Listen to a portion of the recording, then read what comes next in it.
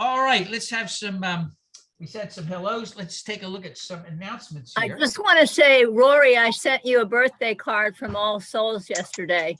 So I'm sure you didn't get it on time. Dropped it in the mail yesterday.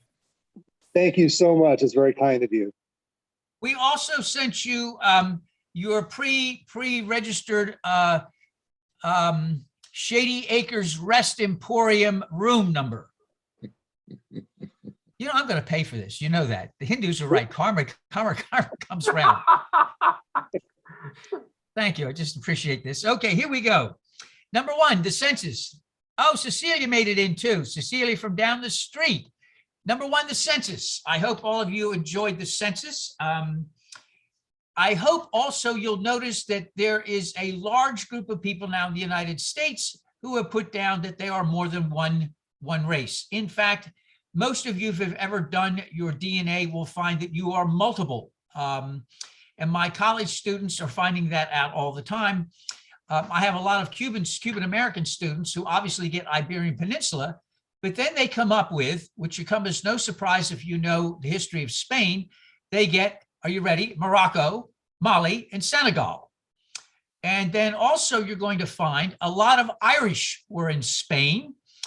And the reason for that is the Irish rebelled against those nasty English Protestants about every 50 years. The nobility was given exile and a free passage to France and to Spain. There were so many Irish in this Napoleonic War in the Spanish army, 2 full brigades of Irish were in the Spanish army, exiles, expatriates. So, I mean, expats. So a lot of them will move to Cuba for the weather. And so you're going to find a lot of Cuban Americans have red hair and freckles. You're going to find a lot of Cuban American students have nice shiny black hair, white skin, and freckles all over their face. And you say they've got to be Irish. And they said no. Then they do their DNA and they find out Iberian Peninsula, Northern Africa, specifically Morocco, Mali, and Senegal. Mali's on the other side of the Atlas Mountains. And of course, obviously you have to get to the water, and Senegal's on the water. The traders were really smart. They traded in multiple spots. And then of course the Irish in expatriates in Spain. So take a look at your backgrounds. I put down both. My cousin yesterday in the class showed a picture of our great-grandfather, and he was this imposing Mohawk, big, tall, blah, and he had hair, by the way. And so I put down Native American, and Native American and white is the largest group of mixed. Native American and white. Next come Black, African American and white, and then Asian American white, and of course Hispanic and American. So I'm just saying that the mixes are all over the place. That should not come as a surprise to anybody. Number two, a thought about Afghanistan very quickly. I remember asking years ago, aren't there certain cultures that have been around for millennia? We have not, who have certain ways of acting and doing. We've been around a short time. Do we have the right to go into other cultures to try to impose on them our own culture, which is loaded with issues? While we were off to Afghanistan, we had told the world, if you'll remember correctly, there were weapons of mass destruction. Remember that? And it turned out to be a lie. We went warring through Iraq and all over the place based upon a lie. We have racism that's rampant in our country. We still have Ku Klux Klan. We had an insurrection on the 6th, and we're supposed to tell everybody this is the way to live. So it calls for a time of real humility about just what are our limits as a people. And secondly, I am really ticked off at the $100 billion we spent when we could have spent it on the poor in this country. Think of all that money that went to Afghanistan when we have all of our people that are poor, all those little babies and kids who certain groups tried to stop Head Start and WIC so they could send troops to what, Afghanistan, really? I mean, when I look at the money that was wasted, the lives that were lost, how many 19 and 20-year-old American lives were lost in a country and culture that was not theirs? So just some thoughts. Number three, I want to thank Angie and Grimmy for reading today. I want to thank those of you that took time to read the 6 sources, which we'll go over in a few moments. A lot of you have been sending me music. Judy Homer said to me, where do you get the music? I get the music from things I check out because I go nuts on YouTube, but a lot of you send me stuff. And it is amazing the stuff I'm getting. And wait till you see what Vanessa Bryan has sent us. Her daughter, Amber, still has a dance studio, and she's got a bunch of 9 or 10, 19 or 20-year-old women dancing to a sacred hymn. And I'll be playing that. I got her permission to upload it for it. So we've got all kinds of things. Ray sent me something from Jars of Clay, which is a classic as well. He said it was very, very helpful during times of being on the other side. So I get all kinds of stuff. I want to share that with you, and I appreciate it. Let's see, what else? Booster shots. Anybody here on chemotherapy, you know you're ready for a booster shot. The transplant team sent me a text, go get one right away. And guess what? There's no place to get them. I called CVS and I called Publix, and they said, we have to clear with corporate first. So hopefully sometime soon in the next month or two, a booster shot will be ready. But some of you I know have had chemotherapy. You are given the green light to get a booster shot, and I hope you will. All righty. Let's see if there's anything else. That's good. One last time. Hello to Donald, who's our tech today. Rick and Judy from across the way. Felix from South Miami. Where are you, Felix? Little Havana. Little Havana. All right, Little Havana. Patterson, New York. Ed's up in Florence. Ray is under the L in Washington Heights. Maureen down in Farmland. John and Chris in Port Orange. Melissa down near the course. Nick out by Nick is in New Orleans. Nanette is in Brooklyn, Connecticut. Grimmy is over in Tampa. Angie is in town. Dennis is in Port St. Lucie. Daniel is up in is in Forest Hills. Serge is here. Rory Feeney is in Lake Worth. Cecilia is down the street, and Hal and Linda are in Port Orange. So it's a very lovely group for the dead of summer, bad weather. It's good to see you all. This is fabulous. Our first lighting of the candle then is to people in Haiti who have suffered a horrendous 7.2 earthquake. The southwestern part is heavily destroyed. Several hundred are dead already. It's reminiscent of 2010. We light a candle to the people in Haiti. Already in Afghanistan, the executions have started. The treatment of women has started. So for both of these groups of people, we light a candle and offer our thoughts or our prayers. And some music we haven't heard in a long, long time. Many of you may have never heard organ music in a church. A classic Bach organ fugue, a prelude that was played in Germany. If we would, thank you, Donald. Before we begin, I have to share with you what kind of organ that was. You saw those things pull out. That's known as a tracker organ. They are considered the best of the best of the best in terms of reconstructed organs from the 1500s, when actually the Bach played. You saw a reconstructed tracker organ. They are considered the crumb de crumb of organs. And we were very lucky to find this. You're going to find some other music from time to time from organ playing. Some of our churches in the past had organ music, and so we've neglected that. So we're going to have to add that to our repertoire as well. Would you join me, if you would please, in the call to worship, if you would read the indented. To the God above God, we turn our thoughts. To the God above the God of any single nation. To the God above the God of any single ideology. To the God above the God of any single religion. To the God above God, who brings humility to our minds and reverence to our hearts, we gather this day. And Angie is going to lead us in the opening prayer for those who wish. Except Angie is having technical difficulties because her printer is broken. Let me find it here. Is it the E.E. Cummings? No, it's below it. Morning Below it. prayer, right there. Morning prayer above it, right? See a morning prayer? Yes, I do. I'm so sorry, guys. I've been struggling with my dead computer for 20 minutes to get this to pull up. Okay. Whew. Start with God of many names and mystery beyond, if you would lead us there. Okay. God of many Many names names. and mystery beyond all our name. Stretch our souls so we might find a wider embrace of each other. Hold us in this prayer now here for the good of each other.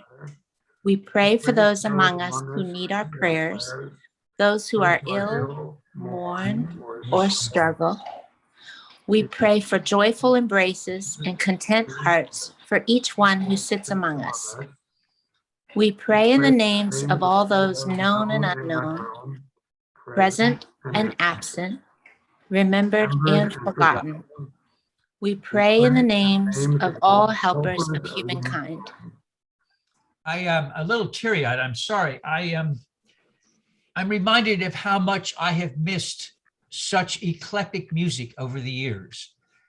We listened to a German Lutheran service where they play a Bach organ piece. We've just listened to 2 cantors from Park Avenue Synagogue, and how blessed it is to listen to such incredible music.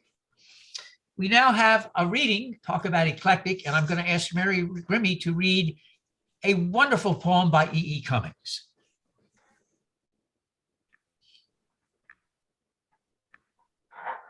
I thank you, God, for most this amazing day, for the leaping greenly spirits of trees and the blue true dream of sky, and for everything which is natural, which is infinite, which is yes.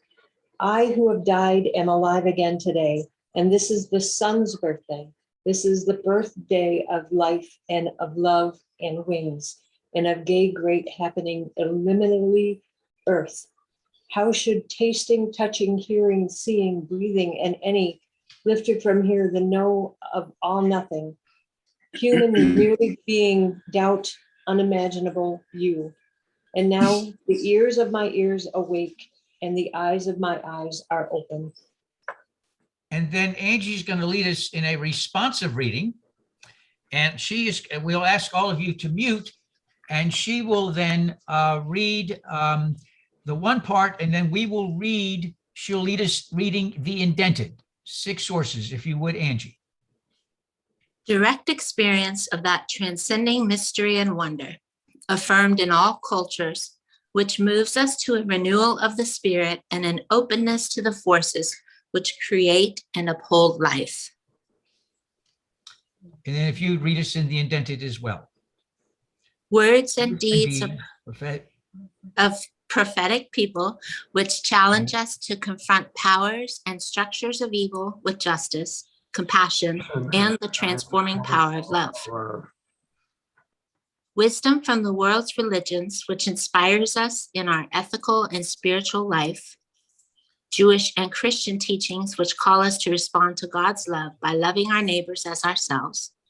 Humanist teachings, which counsel us to heed the guidance of reason and the results of science, and warn us against idolatries of the mind and spirit. Spiritual teachings of earth-centered traditions, which celebrate the sacred circle of life and instruct us to live in harmony with the rhythms of nature. And reminding of this is Louis Armstrong.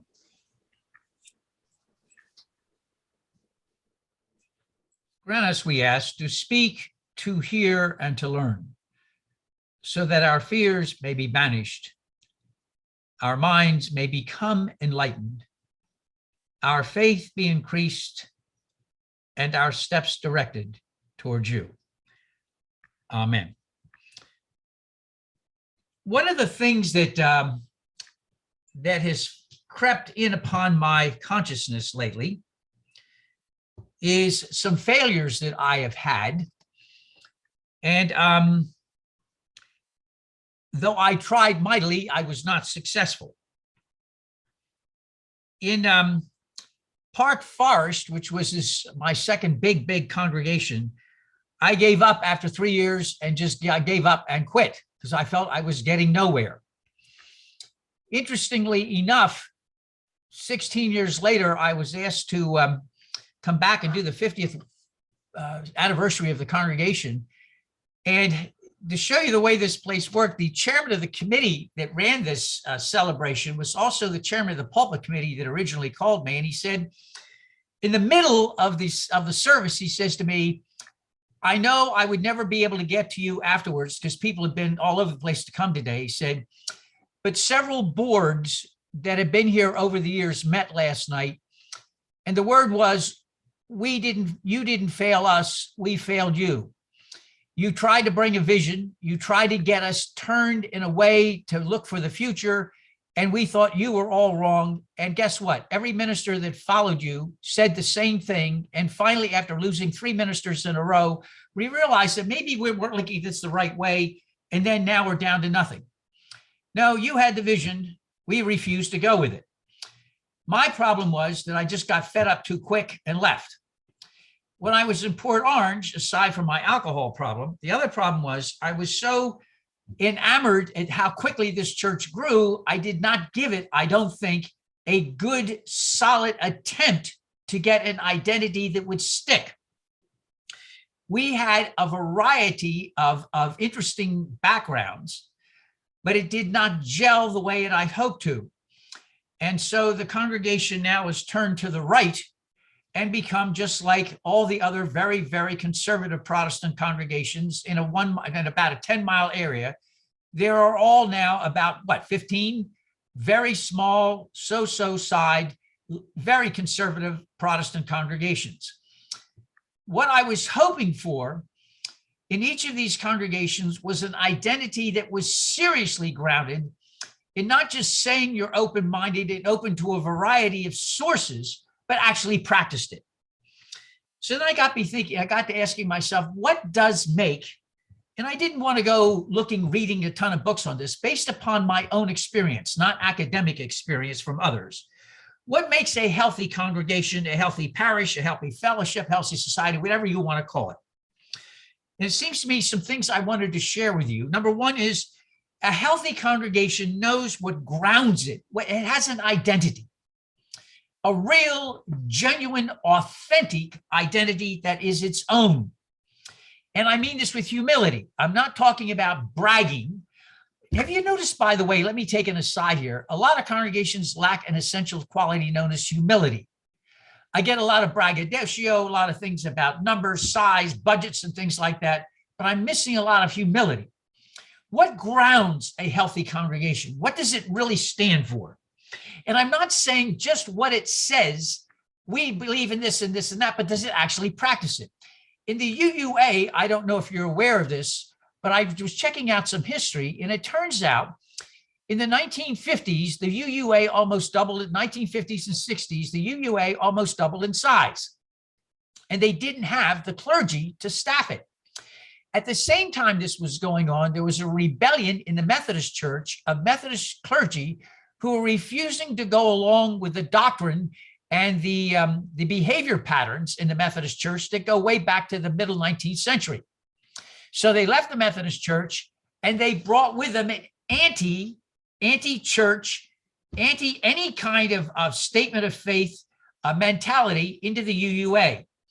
They also brought with them such a rugged individualism that you had this kind of like anti-clergy, anti working together, and it was all based upon anger and me. Did these clergy do a good job in getting the UUA to grow? Yes. But interestingly enough, they left behind a lot of sources. So we had churches and congregations or fellowships or societies, whatever you want to call them, who said, for instance, yes, of course, we welcome Christian and Jewish thought, and nobody ever was welcome when they actually showed up. Christians were said they were welcome, but they weren't. They became hotbeds of angry humanists. And so we had then this whole kind of thing take over, and then you had the UUA split between Christians who were in New England, who were Unitarian, a lot of very angry humanists and atheists. It became a mess. And, so you say you do something, but do you really? So what is your identity? What is your healthy identity? What is that which grounds you, that gives you love and compassion, really doesn't just say it? Number two, what is the role of the minister? Every denomination goes through this. Is your minister a tyrant? Is your minister the kind of minister who arrives and the board tells the minister, this is what you do and this is what you don't do? There are congregations that are so anti-clerical that they have a minister, but really down deep, they're not sure why. Healthy congregations, this is not just UUA, every denomination that goes through this, except the Roman Catholics. By the way, the Greek Orthodox are sharp about this too. How do you have a healthy relationship where the minister realizes that their role has been the ancient role of the shaman, the ancient role of the priest, the ancient person who reads texts and helps explain them, but also can be taught as well? Is your relationship with your minister, he, she, whatever, such a way that you can learn from each other? There is a mutuality in the authenticity, a mutuality so you grow and learn from each other. One of the things that fascinates me about this congregation, for instance, is how much I have been taught by members of this congregation. It absolutely appalls me that I never heard of Rumi till I came here. Nanette Bartels was the first one to introduce me to Rumi. Where have I been? Mary Oliver. Everybody's heard of Mary Oliver but me. I can go on and on and on with a number of resources that everybody has heard of. Well, of course, I thought, really? Songs I should have heard of. Had no clue. So in a healthy congregation, do you have somebody who is kind of the glue that keeps you all together, can offer inspiration while at the same time being inspired in return? Does that make sense to everybody? There is a mutuality of growth and inspiration. You don't have a tyranny of the pulpit and you don't have a tyranny of the laity. Tyranny is bad words all the way around for everybody, but is there a sense of we're all in this together? We need some glue, but the glue needs to be open to inspiration as well. So do we know, does a congregation have an identity and knows what it stands for? Is there a healthy relationship between whoever the minister is and whoever the congregation is, where there's a mutual, authentic inspiration, a mutual admiration in a good, healthy way, a way where you're in this together? Number three, does a congregation truly welcome people? And I'm serious about that. People say they're welcoming, but are they really? And this is not just about All Souls. This is about every congregation this question gets raised up. When you say you're welcoming, are you really welcoming? Are new, not just people, but what about new ideas? Are we welcome to new ideas? One of the things that fascinates me is the number of Protestant churches in this country, for instance, and Unitarian churches who have not changed their order of worship since the 1600s. They're using a modified Puritan form of worship that basically means you, the congregation, sit and listen to a choir and a sermon. Excuse me, you may rise and sing a doxology, or you may say a psalm together. Did you notice that the service we have is not based upon the model of you just sitting? There's a lot of reading here, a lot of responding. There's listening, but there's responding. There's responsive readings, the readings that which other people read. They're there, that all of this goes together, and we ended up on a meal. So there's a lot happening here. If you like to just sit back and do nothing and not just to be entertained, this is not going to be an entertaining group, because we've got a lot to read and think about. Number four, healthy congregations plan ahead. Being stuck in the now is nice, but it's not healthy. Being stuck in the past can be disastrous. Congregations learn to honor the past that are healthy, learn to enjoy the present, but always keep the eye out for the future. Does that make sense to everybody? You honor the past, You enjoy the present, but you know to keep an eye out for the future. I've said this till I'm blue in the face, and I'm sure you'll be glad when I finish and I'm gone from because you won't hear it anymore. Healthy groups plan. You don't wait till you have a disaster. If you have a disaster come up and you haven't done any planning, you're going to make bad mistakes and they're going to stick with you for a long time. So healthy groups plan. We had, by the way, something happened delightful. Tyler Coles, there was a mess with some of the technology, but Tyler met with the Long Range Planning Committee and asked some good questions. Now, I wasn't there. It wasn't my role to be there, but I got responses. He asked good questions, and now they're going to be listening posts, listening groups. You're going to be asked to join some listening things, and people want to listen to what you think and feel. This is a time to share again what you authentically feel and how we continue that.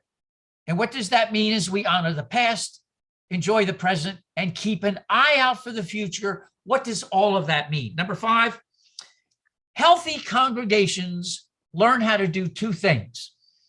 When the time comes for your minister to go, and that usually means in a long ministry retirement, how do you learn to say goodbye with love? But then at the same time, your wickedness comes out, your itchiness comes out, and how do you look forward to embrace the future? To go into the next chapter, to see what adventures lie ahead before you. You're going to hear me in the next few months mention Elam Davies. Have any of you ever heard of Elam Davies? Elam Davies was one of the most fantastic ministers I've ever met. He wasn't tall. He was about 5'6". He was Welsh. He was the last of a breed. And one of the best things he ever did at Fourth Presbyterian Church in Chicago was made sure that when he retired, they had done enough long-range planning around so when they brought the next minister in, they were healthy enough to move in a different direction, and that church is still thriving based upon how he got them to set up to think about planning and embracing the past and looking to the future. That's what healthy congregations do. You honor the past, you enjoy the moment, but you have an eye for the future. Am I making sense to anybody this morning? I hope so. And finally, let me say that in all of this, healthy congregations get over that triumphant crap and enjoy some humility. Enjoy the humility that we all make mistakes. We all goof up. We don't always pronounce words right. We don't always get things right. We send things out late. We make mistakes like your minister did yesterday. Read the 6 I sent, and I didn't include it as an attachment. So what I do is send out another email saying, oops, I forgot the 6. So the idea is we're all in this together. Do we have a sense of what grounds us? Do we have a sense of what our identity is? Do we have a healthy role between the minister and the congregation, which is mutually inspiring and respectful and helpful, a mutuality? Do we welcome new ideas? New ideas are annoying. They're annoying, but sometimes you need to be annoyed, and that's annoying too. Do we plan ahead?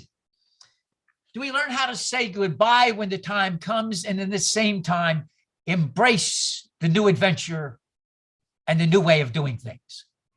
Some ideas about a healthy congregation, and to make sure this is not just words, we have some resources. There are 6 sources I sent out to you that kind of give us, if you will, a sense of what we look to that gives us an identity. Because this identity is based not on a dogma or a doctrine or the musings, I'm sorry, but I really get annoyed with this group, musings of a bunch of old men sitting around 15 or 1600 years ago with an outdated worldview and an outdated sense of science, and we're supposed to listen to what they said back then using Aristotelian metaphysics as a way to view the world? I think not. But then if you're not going to do that, what do you have in your stead that's concrete? And I think these sources give us a grounding in how we function as the kind of group we are. Number one, a direct experience of that transcending mystery and wonder. The reality is we don't know everything. The reality is there is mystery and wonder. And that's a reality. However you wish to look at that. Now, I look at Jose's husband.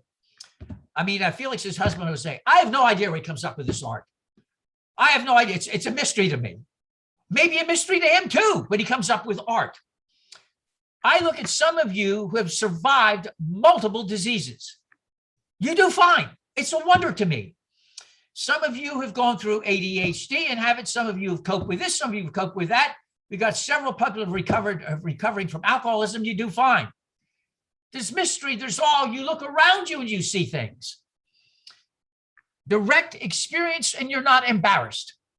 John Fraser comes to us and he said, I'm an atheist. I had a religious experience. Do you remember his words? A less visible world. And I said, John, why are you upset? Why can't you have both? In a community like this, we are not rigidly atheist, rigidly humanist, rigidly theistic. I would like to think what grounds us is we've adopted the Hindu idea. You can have multiple things you believe, and they can be totally antithetical. Who cares? Who cares? In our group, that's perfectly fine. Let us, for once and for all, get rid of the Northern European, Anglo-Saxon, Teutonic way of saying this is the way it must be. You can be atheist and non-atheist at the same time. You can have a worldview that changes. You can look at things that change, and why not? Now, look, you've all been there. Your heart says one thing. Your mind says something else. We did that when we were teenagers. Do you remember that? When you were teenagers, your head says one thing, your heart says something else. Well, guess what? Life hasn't changed in some senses since we were teenagers.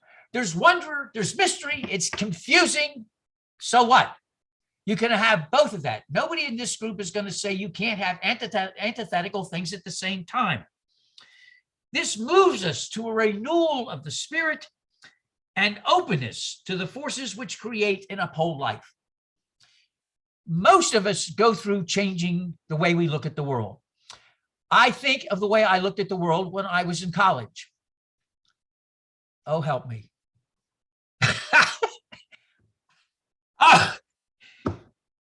I have a confession. Do I do this? Because this is being recorded. Do I do this? I thought, my confession time. I thought Lyndon Johnson was lying through his teeth when he said we're not going to fight in Vietnam, and Goldwater said, yes, we are. So I thought Johnson was lying. So I've supported Goldwater because I wanted him to be honest. I look back on that now and I'm thinking, what was I thinking? Well, when you're 20, all the rest of you think about what it was like when you were 20 and asked you to come up with your great stories. They weren't pretty, folks. Some of our stories at 20. Now, I know most of you are 25 and 26, and I'm older than the rest of you. But you well know all of us went through periods of life where we looked at things a certain way, and we were absolutely convinced this is the way it was. And guess what? We had some annoying experience, and we had to change it all. And that's what happens. We're open to different things. And no matter what age you are, there's no reason, just because you get older does not mean you close the door. Let me suggest that if older people visit us and they've got a closed mind, they're going to find we've got a lot of open doors here. Number two, words and deeds of prophetic people. Did you ever think of the numbers of people that you and I are blessed to draw upon? When I was growing up, and I'm thinking of the church I went to and the churches I went to, how limited we were. Yes, we looked at the Old Testament and the New Testament, but I knew nothing of the Bhagavad Gita. And the great, great dialogue that took place between this prince and his charioteer, who was an avatar, about what is your social responsibility. It's not just enough to believe, you got to get out and do it. Had no clue about that. Had no clue who Rumi was. No clue of why he writes, so sorrow prepares you for joy. What brilliance. You're a guest house. That poem I can't get out of my mind. Your body is a guest house. You're a guest house. Look at all of the Sufi poetry, Jewish sages and scribes, Hindu thought, Buddhism, Mahayana Buddhism.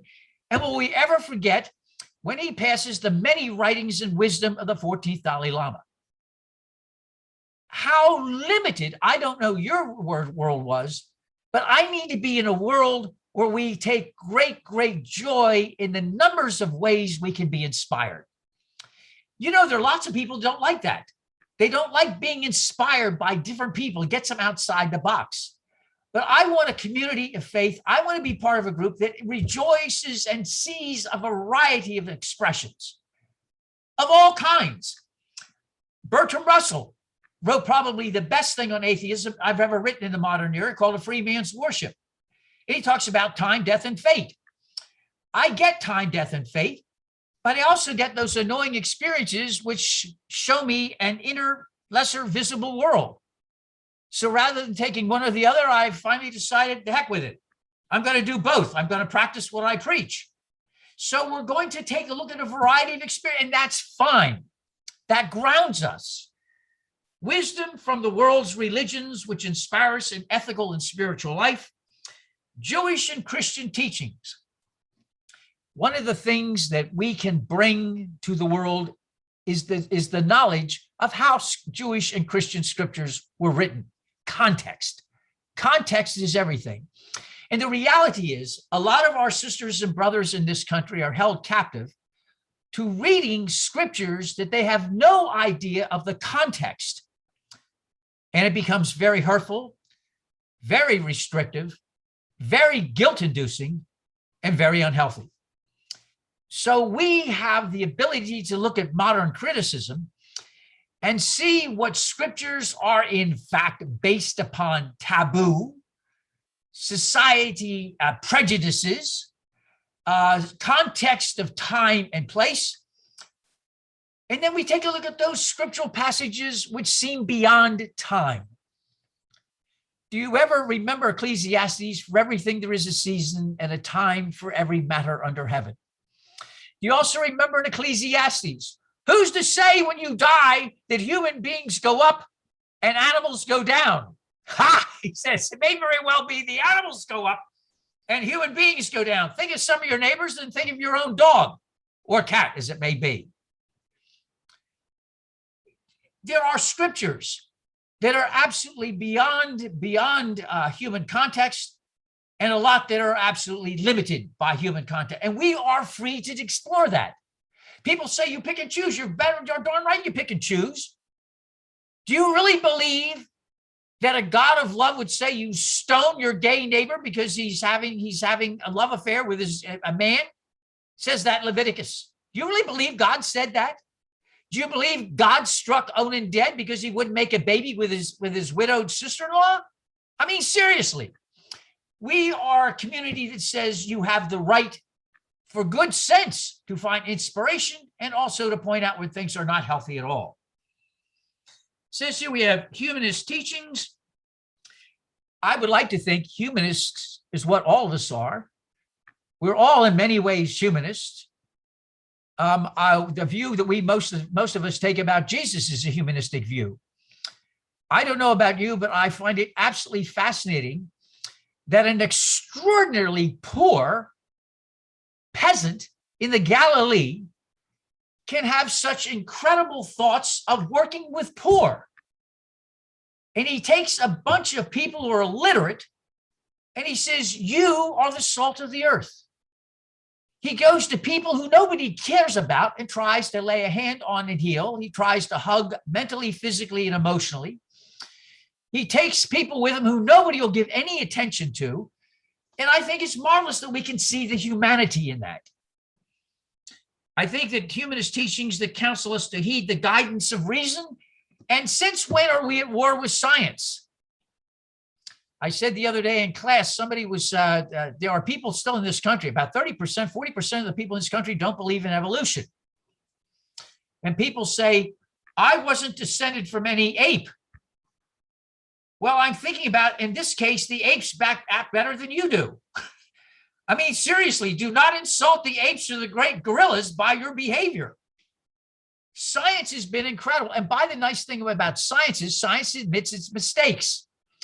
I have been around a long time now. The other day I realized I was telling Rory Feeney he was an antique. I realized I've been around more than 3/4 of a century. That almost makes me a classmate of Pharaoh Khufu. I mean, for heaven's sake, I looked at how many things science is botched up. Look, when I was in grammar school, what we thought was our galaxy turned out to be a mere part of our galaxy. That's right, folks. It wasn't until Hubble goes up that we took a look at the galaxy. We find out now there are 2 billion planets just like ours in our own galaxy. It turns out we may have multiple universes, and I can go on and on and on and on. Isn't it a delight that we can enjoy the human mind and how it stretches itself and expresses itself? And look out there at the great beyond and come up with ideas. Finally, spiritual teachings about earth-centered traditions. You know, when you don't pay attention to people who've been around the earth for a long time, it shows. Did I mention climate change? Did I mention what's happening to the Gulf Stream?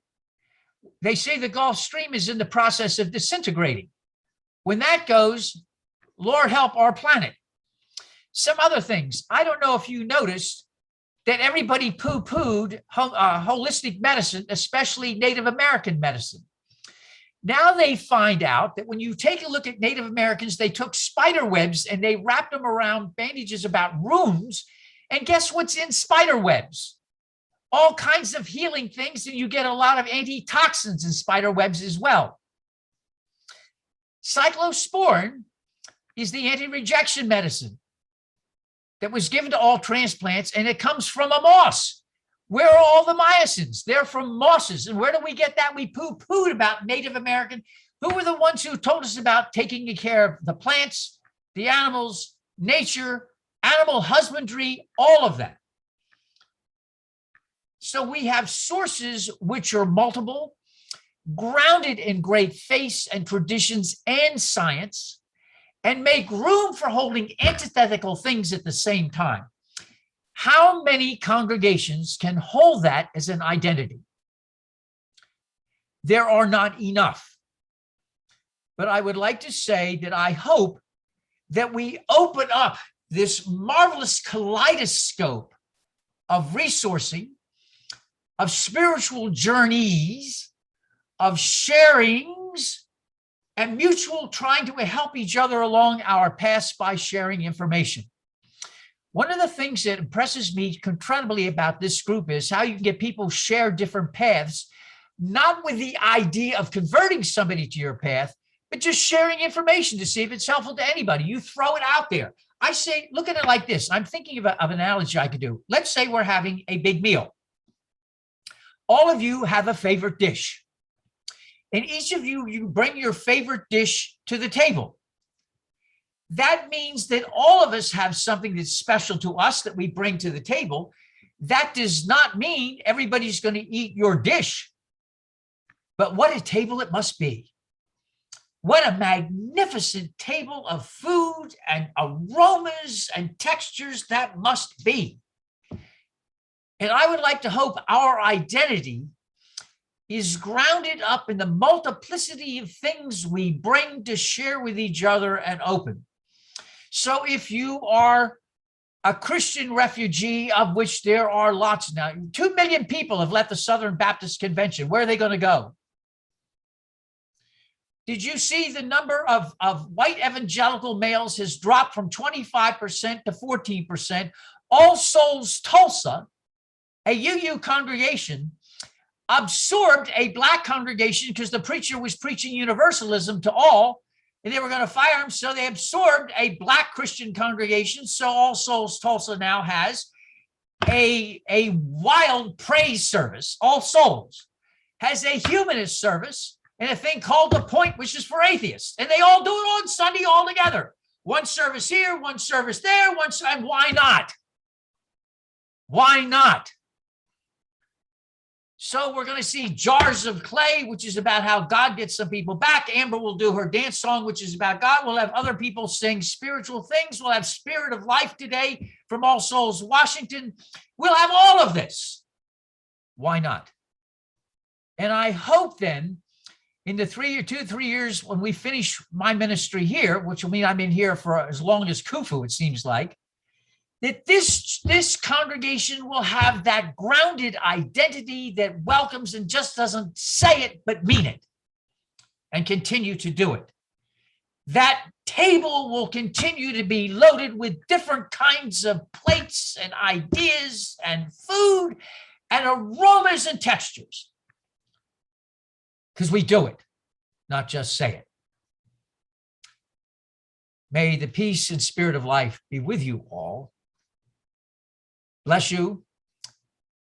And some great music from All Souls indeed, Washington, D.C. Amen. Spirit of Life, a very, very well-known Unitarian song from William Miller Channing, All Souls in Washington, D.C. We have what we call a Jesus meal. It really is a classic meal of offering bread and cup to visitors. In Jesus' own time, the argument was he was having a Passover meal. I don't know if any of you knew this, and I can't believe I forgot this. First of all, when Jesus had meals, they didn't sit at a table. That is Middle Ages. That thing that you see of the famous Da Vinci sitting at a table, they didn't do that back then. They had a table that was about a foot or two this much off the ground, and you reclined around it with pillows. Number two, everybody was arguing originally that this was a Passover meal. What was wrong with the Da Vinci model? I didn't get this. Passover meals had everybody. It wasn't just males. You had women, kids, dogs, cats, everybody. It was a mess. It was everything. Kind of like us. It was all over the place. And I got that. I kept on thinking of the Da Vinci thing and how much damage that has done to the idea of what this meal was all about. Originally, the whole meal thing was more than just a Passover meal. Dominic Crossan argues Jesus had meals all the time with all kinds of people. And by the way, the Last Supper, you do realize nobody knew that was going to be the Last Supper when they had it. Did you all know that? Did you ever think about that? There was nobody there with recorders. Nobody was literate. Nobody wrote. So if you ever actually read the New Testament, you find every discussion of what Jesus actually said has disagreements. All you knew is that Jesus had a meal. Most of the argument was with Passover. And if it was a Passover, it was more than just the males. Did you, any of you ever know early church history and ever read the New Testament? You would find what happened to this meal is not what happened later on. It became known as a love feast, an agape. And when the early Christians gathered, what did they do? Everybody brought food. Everybody brought food because people were poor. And you read Paul's letters, it was an agape, a love feast where you brought food because those who didn't have food, you're supposed to help and share one another. It was a time of gathering, a time of thanksgiving, a time of welcome. How this would ultimately become divine holy mysteries with only a few being able to be behind a table and saying sacred words and mysteries, that is another whole story. But at All Souls, we go back to the very beginning, offering every time we gather for those who wish a simple bread and cup to those who wish to come forward and honor a very, very ancient tradition of the very simple elements of bread and cup to those who wish. And then we would hold hands. Well, actually, after that, we would gather together because this doesn't work for everybody. And being All Souls, we leave nobody out. So thanks to Judy, you missed this for our history. Judy says this doesn't work for everybody, but we want to be up front too. I said, you're absolutely right. So for those who have bread and cup, we stop, we include the circle, and where we got these words, I don't remember. But I ask you to repeat them after me because it kind of says, again, an identity of who we are. Please remember and repeat them after me. Promise me you'll remember. You are braver than you believe, stronger than you seem, smarter than you think. God didn't promise days without pain, laughter without sorrows, sun without rain. But the divine did promise strength for the day, comfort for the tears, and light for the way. Ah, the black chip. Does anybody have a black chip to return? Now, look, let me remind you, if you don't have one of these, I will be glad to send you a bucket full. This is something to remind us if we have something to work on, then we own it up, we own it, and we work on it. And so does anybody have one they need to return? Oh, we have people returning things. Serge is returning one. Then that means you have worked on something and have worked it through. Now comes the hard part. Who has something they need to work on? Anybody today? Anybody? Ah, Nanette does both. Returns one and picks one up. That's so us. That is so us. All righty. Let me have a final prayer. And then we're going to have a new type of music. Somebody new, and then we'll have a parting blessing. May the blessings of the divine be upon us in this hour and in the days to come, that we may seek the truth more devotedly, we may think more independently, we may reflect more searchingly, we may know ourselves more completely, we may forgive more quickly, we may pray and think more thoughtfully, act more courageously, live more nobly. And some new music before we end. Somebody I found by accident, a Welsh boy singer. His name is Kai Thomas. His music is literally angelic. After our blessing, please stay for a moment so I can say hello before everybody departs. We use an old Irish blessing. And of course, we can't help ourselves. We add a Hindu ending to it. May the road rise to meet you. May the wind be always at your back. May the sun shine warm upon your face, and the rains fall softly upon your fields. And until we meet again, and when we meet again, may the divine in me greet and embrace the divine in you. Amen. Before we go, let's say goodbye to everybody.